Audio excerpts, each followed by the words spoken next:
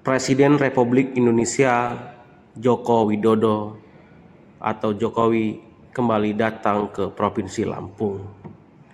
Kedatangan Presiden Jokowi tersebut meresmikan beberapa program strategis nasional, di antaranya di Pasar Pasir Gintung, Bendungan Marga 3 Lampung Timur, dan proyek SPAM yang berada di Tegineneng, Kabupaten Pesawaran. Pada kunjungan kerja Presiden Jokowi ke Bandar Lampung, yakni untuk meresmikan Pasar Pasir Gintung yang menelan biaya sebesar 38 miliar.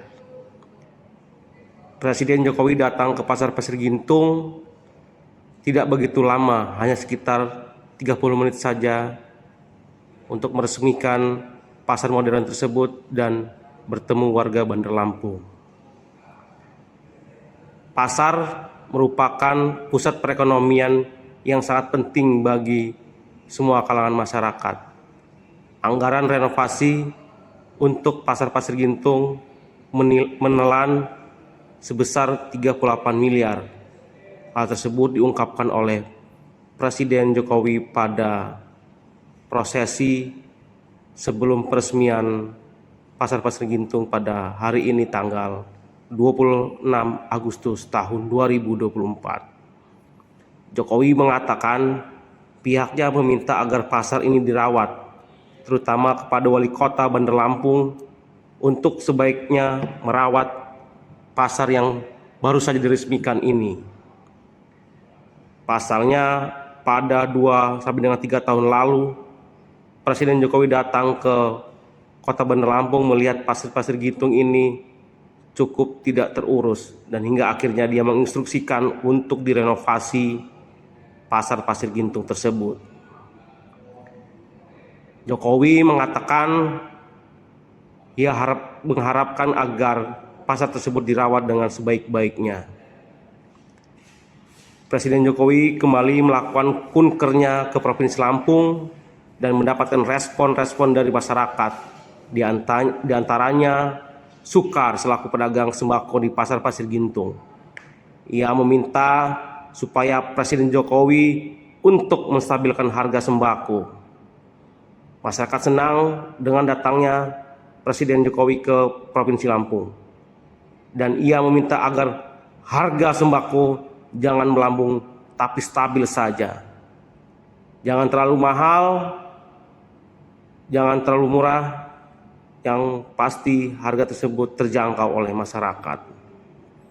Kemudian pemerintah kota Bandar Lampung melalui Dinas Perdagangan pada 3 bulan ke depan akan menggratiskan sewa kios di Pasar Pasir Gintung selama 3 bulan. Jadi setelah diresmikan pasar ini, menurut Wilson Faisal selaku Kadisdak Bandar Lampung, akan menggratiskan selama 3 bulan untuk pedagang. Dan berdasarkan data yang tercatat, ada sekitar 330 orang pedagang di lingkungan Pasar Pasir Gintung tersebut. Dengan sistem 3 bulan terakhir, 3 bulan ke depan digratiskan.